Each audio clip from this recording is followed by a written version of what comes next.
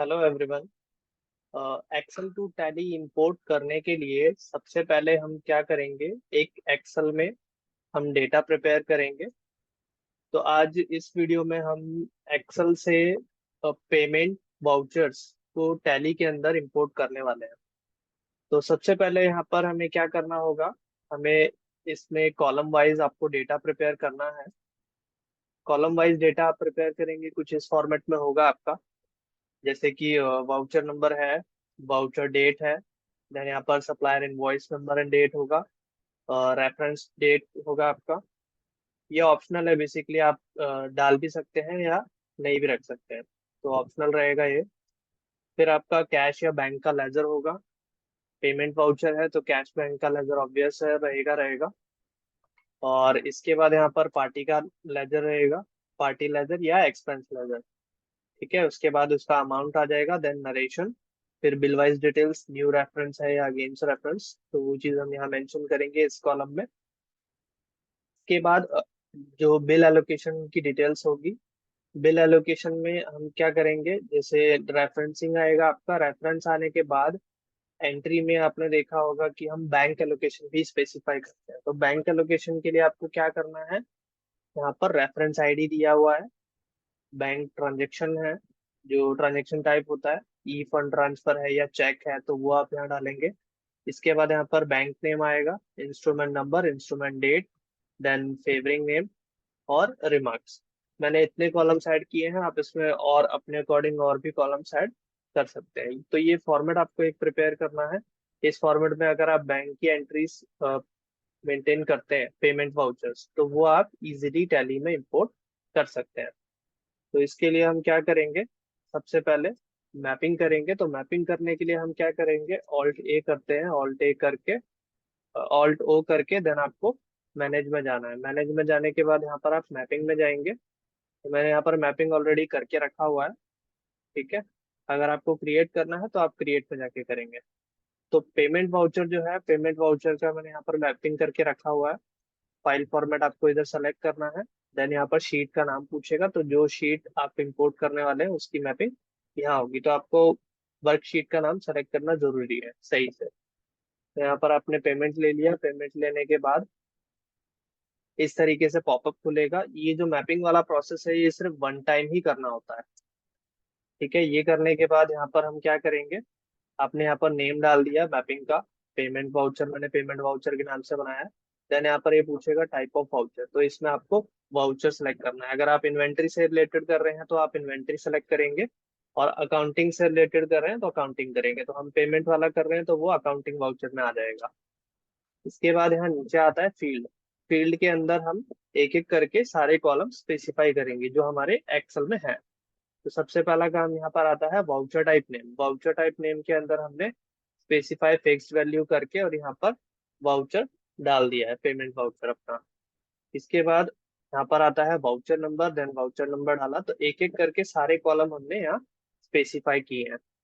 ठीक है, हमने यहाँ पर मोड बताया है कि ये सिंगल एंट्री मोड में है, तो सिंगल एंट्री मोड में एंट्री पंच होगी अपने। ठीक है, उसके बाद टॉप लेजर के अंदर यहाँ पर हमने बैंक और कैश का लेजर डाला है, जो टॉप में आता है। जैसे कि मैं दिखा भी दूं आपको, अगर हम एक पेमेंट की एंट्री करने जाएं तो ऊपर में जो लेजर आएगा यहाँ पर कैश का या बैंक का, तो ये लेजर आपका टॉप लेजर होता है, इसे टॉप लेजर बोलते हैं। ठीक है, और इसके नीचे जो हम यहाँ पर पार्टी का लेजर डालते हैं, वो एक तरह से आपका बॉटम लेजर है। ठीक है, मैपिंग के पर्पज से। उसके बाद हम क्या करेंगे, यहाँ पर डेबिट क्रेडिट स्पेसिफाई करते हैं कि वो डेबिट है, टॉप लेजर जो है वो डेबिट है क्रेडिट है, तो वो डाल दिया हमने। उसके बाद यहाँ पर बैंक एलोकेशन आ जाता है। बैंक एलोकेशन आने के बाद यहाँ पर अपना पूरा बैंक की जितनी भी डिटेल्स होंगी, आप वो वन एक एक करके आपको स्पेसिफाई करनी है। इसके बाद यहाँ नीचे आ जाते हैं बॉटम लेजर पे। अब यहाँ पे लास्ट में बैंक एलोकेशन पे अगर आप देखते हैं तो मैंने बैंक एलोकेशन में बैंक डेट भी डाला हुआ है। तो बैंक डेट डालने का मतलब कि आप अगर जो रिकन्सिलेशन होता है, ऑटो बैंक रिकन्सिलेशन, अगर वो करना चाहते हैं तो उसके लिए बैंक डेट जरूरी होता है। तो हमने बैंक डेट भी इसमें ही डाला हुआ है। इसका मतलब कि जब हमारा डेटा एक्सेल से टैली में इंपोर्ट होगा तो वो ऑटोमेटिकली वो एंट्रीज रिकनसाइल हो जाएंगी बैंक रिको की रिपोर्ट पे। तो मैं वो भी दिखाऊंगा आपको कैसे होता है। अब इसके बाद हमने यहाँ इसको एंड ऑफ लिस्ट किया, देन बॉटम लेजर को आए। बॉटम लेजर में यहाँ पर हमने लेजर डाल दिया, पार्टी या एक्सपेंस लेजर वाला कॉलम आ गया है अपना। देन अमाउंट, फिर यहाँ पर ये हमने बताया कि ये डेबिट होगा, पेमेंट की एंट्री, क्योंकि फिर हमने बिल वाइज रेफरेंस डाला, यहाँ पर बिल नेम डाला, बिल अमाउंट, उसके बाद बिल अमाउंट डेबिट क्रेडिट। तो पेमेंट की एंट्री में पार्टी का जो लेजर है वो वहां पर डेबिट से कम होगा, तो इसलिए हमने रेफरेंसिंग में डेबिट डाला है। ठीक है, उसके बाद एंड ऑफ लिस्ट और इसको एक्सेप्ट कर दिया। तो ये हो गया आपका, ऑल्ट ओ करके मैपिंग में हमने उसको मैप कर दिया। ठीक है, अब क्या करना है, अब हमें इंपोर्ट करना है। तो इंपोर्ट करने के लिए हम क्या करेंगे, ऑल्ट ओ करेंगे, यहाँ पर ट्रांजेक्शन्स में जाएंगे, उसके बाद फाइल फॉर्मेट अपना एक्सेल है, देन यहाँ पर लोकेशन आ जाएगा फाइल का। फाइल लोकेशन आने के बाद यहाँ पर वर्कशीट नेम आता है, तो वर्कशीट नेम में वो नाम आपको लेना है, जैसे हमने पेमेंट बनाया है तो पेमेंट के नाम से डाला। देन मैपिंग पूछ रहा है, तो मैपिंग हमने पेमेंट वाउचर के नाम से किया, तो हम वो ले लेंगे। ठीक है, अब इसके बाद पेमेंट वाउचर यहाँ पर आ गया। देन यहाँ पर प्रीव्यू समरी जो है आप देख लेंगे, समरी आपको दिखाएगा। यहाँ पे बैकअप वाला ऑप्शन भी है, अगर आप लाइव डेटा में कर रहे हैं तो मेक श्योर कि एक बार बैकअप भी लेके रखें, उसके बाद ही करें इसको। ठीक है, अब उसके बाद यहाँ पर ये समरी आ गई इस तरीके से। तो पेमेंट वाउचर में टोटल कितने वाउचर्स यहाँ पर आ रहे हैं, 47। तो हम अगर यहाँ पर देखें भी तो ये आपका total vouchers number of count is 47। ठीक है, तो ये ऑटोमेटिकली आ जाएगा। और इसके बाद हम इसमें जाते हैं, यहाँ इंपोर्ट करते हैं। ठीक है, वन क्लिक किया हमने और पूरा डाटा अपना इंपोर्ट हो गया है। इंपोर्ट कंप्लीटेड सक्सेसफुली, एंटर करेंगे और एंट्रीज को जाएंगे चेक करने। तो एंट्रीज के लिए हम डे डे के अकॉर्डिंग चलते हैं, जैसे ये जो है डेटा है अपना 18 सितंबर का। ठीक है, तो यहाँ पर हम पीरियड देख लेंगे, पीरियड सेलेक्ट करेंगे सबसे पहले। पीरियड ले लिया हमने, हम डिस्प्ले मोर रिपोर्ट्स में गए, यहाँ पर स्टैटिक्स में गए और स्टैटिक्स के अंदर अपने वाउचर यहाँ पर आ जाएंगे, जैसे कि पेमेंट वाउचर आ रहे हैं। ठीक है, यहाँ पर हमने एंटर किया, ये सारे वाउचर्स यहाँ पर आ चुके हैं। अब इसमें आप देखेंगे एंटर करके, तो ये इस तरीके से वाउचर आया है आपका, ये वाउचर नंबर 1, और डेट आ गया उधर। Then supplier invoice number and date आया। फिर यहाँ पर नीचे आप जाएंगे तो बैंक का लेजर आ जाएगा, इसके बाद पार्टी का लेजर, देन अमाउंट, फिर रेफरेंस। ठीक है, इसके बाद हमने यहाँ पर बैंक की डिटेल्स भी मैंने मेंशन करी थी, तो बैंक एलोकेशन आपका इस टाइप से रहेगा। ठीक है, इसके अंदर आप जैसे ई फंड ट्रांसफर हमने स्पेसिफाई किया हुआ था, तो वो उसके अकॉर्डिंग यहाँ पर डिटेल्स आ गई।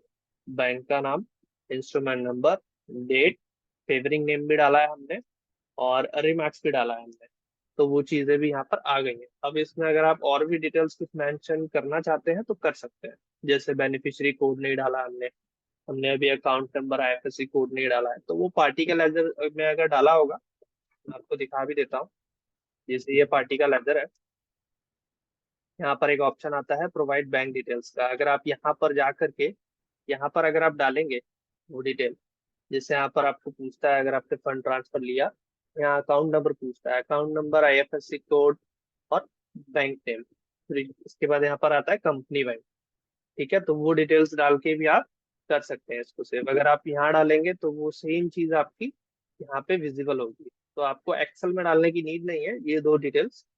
तो अकाउंट नंबर, आईएफएससी कोड आपका वहां से आ जाएगा। ठीक है, अब इसको आगे कंटिन्यू करते हैं। तो ये लास्ट में देखिए नरेशन हमने डाला हुआ था, तो नरेशन भी अपना आ रहा है इसमें। बाकी के भी बिल्स चेक करते हैं, ये देखिए, तो ये सारी एंट्रीज जो है यहाँ पर ऑटोमेटिकली आ गई हैं। अब इसको मैं आपको दिखा देता हूँ, ये आपका, अगर आप बैंक इसमें जाते हैं, बैंक रिकंसिलेशन में, बैंकिंग में गए, बैंकिंग में जाने के बाद बैंक रिकंसिलेशन में गए, रिकंसिलेशन में हमने वो बैंक लिया।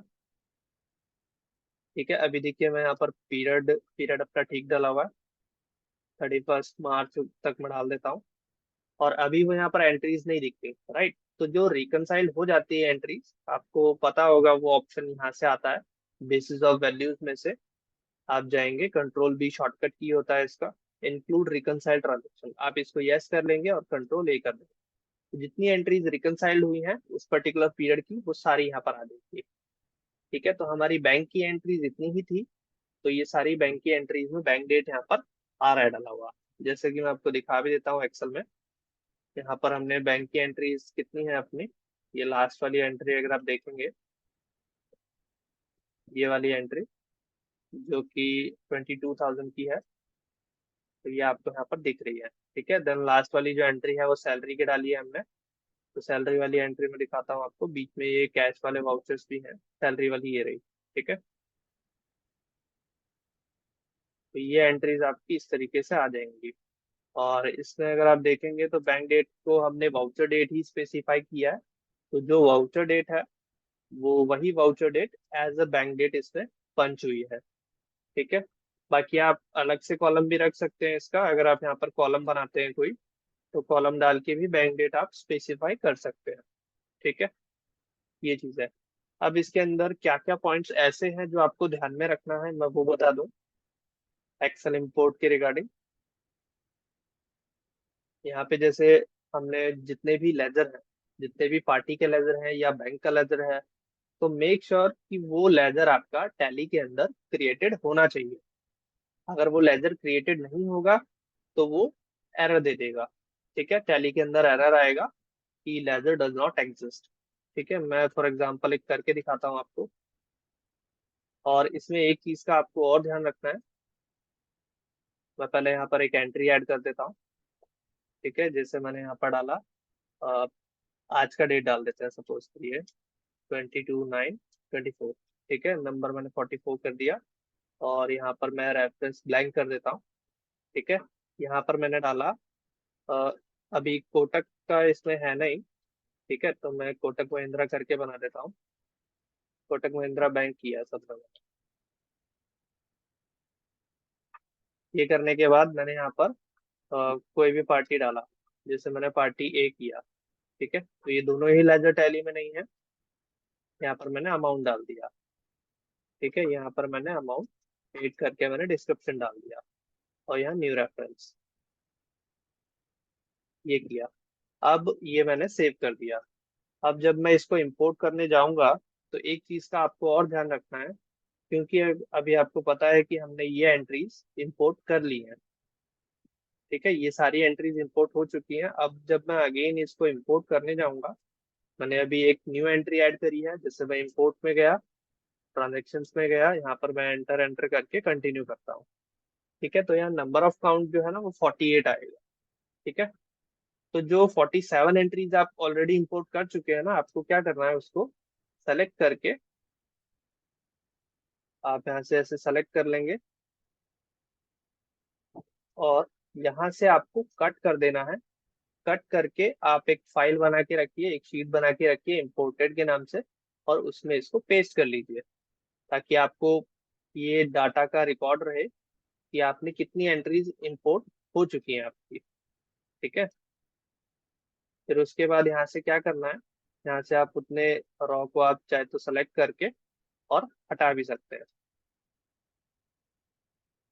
ठीक है, वो हटाने के बाद मैंने इसको सेव किया, क्योंकि अगर मैं ये नहीं करता तो यहाँ पर वो अगेन इंपोर्ट हो जाते, तो वो डुप्लीकेट हो जाते हैं वाउचर्स। ठीक है, अब हम क्या करेंगे, वापस से ऑल्ट ओ करेंगे, ट्रांजेक्शन्स में जाएंगे और इसको इंपोर्ट करेंगे। देखिए इंपोर्ट में गया, अब नंबर ऑफ काउंट 1 आ रहा है, मैं इसको इंपोर्ट करता हूँ, तो देखिए इसने एरर दिया। ठीक है, अब इवेंट लॉग में जाकर के एरर देखेंगे, तो यहाँ पर बोल रहा है कोटक महिंद्रा बैंक का जो लेजर है डज नॉट एग्जिस्ट है। ठीक है, तो उसको अपने को क्या करना पड़ेगा, आपको क्रिएट करना पड़ेगा। तो जितने भी लेजर हैं आपके एक्सेल में, जो आपने बनाया है डेटा, उसके अंदर जितने भी आपने लेजर यूज करे हैं, बैंक का लेजर हो या आपका पार्टी का लेजर हो, तो वो वहां पर क्रिएटेड होना चाहिए। ठीक है, एंड सेकंड चीज, अभी जैसे लोकेशन आपका रखा हुआ है डाउनलोड्स में, और फाइल नेम ये है आपका फॉर्मेट के नाम से, तो अगर आपका फाइल है किसी एक लोकेशन पे रखा हुआ है और आपने वहीं से मैपिंग किया है, तो आपको उसका लोकेशन चेंज नहीं करना है। अगर सपोज करिए मैं इसका लोकेशन चेंज कर देता हूँ इस एक्सेल फाइल का, तो जब मैं मैपिंग को जाऊंगा, यहाँ पर मैं ट्रांजेक्शन्स में जाऊंगा, तो वो यहाँ पर लोकेशन पूछेगा। ठीक है, अब वो उस लोकेशन पर फाइल होगी तो आपको वो तो आ जाएगा ऑटोमेटिक नाम, जैसे यहाँ पर आ रहा है क्योंकि हमने मैपिंग किया हुआ है। ठीक है, अगर मैं इसका लोकेशन चेंज कर देता हूँ तो वो यहाँ पर नहीं आएगा। तो आपको क्या करना पड़ेगा, आपको वापस से इधर मैपिंग में जाके, मैनेज में मैपिंग में जा करके, और यहाँ पर आपको ऑल्टर में जाकर उसको स्पेसिफाई करना पड़ेगा कि ये मैपिंग है आपकी पेमेंट वाली, और ये फाइल आपने यहाँ पे रखी हुई है, तो वो लोकेशन आपको यहाँ डालनी पड़ेगी। ठीक है, तो ये दो चीजों का आपको ध्यान रखना है। एंड यहाँ पर जितने भी कॉलम्स है, ये तीसरा पॉइंट है, जितने भी कॉलम्स है, तो कोई भी कॉलम अगर आप बनाते हैं तो उसमें आपको फॉर्मेट में चेंज नहीं करना है, क्योंकि हर कॉलम को वहां पर हमने टैली में मैप किया हुआ है। ठीक है, तो तभी वो नेविगेट होगा, अदरवाइज क्या होगा कि वो आपने यहाँ पर चेंज कर दिया बट एक्सेल में तो आपने मैपिंग किया हुआ है, तो वो मैपिंग आपका मिसमैच हो जाएगा, तो उसकी वजह से फिर एंट्री इंपोर्ट नहीं होगी। ठीक है, तो इस चीज का आपको ध्यान रखना है। Thank you.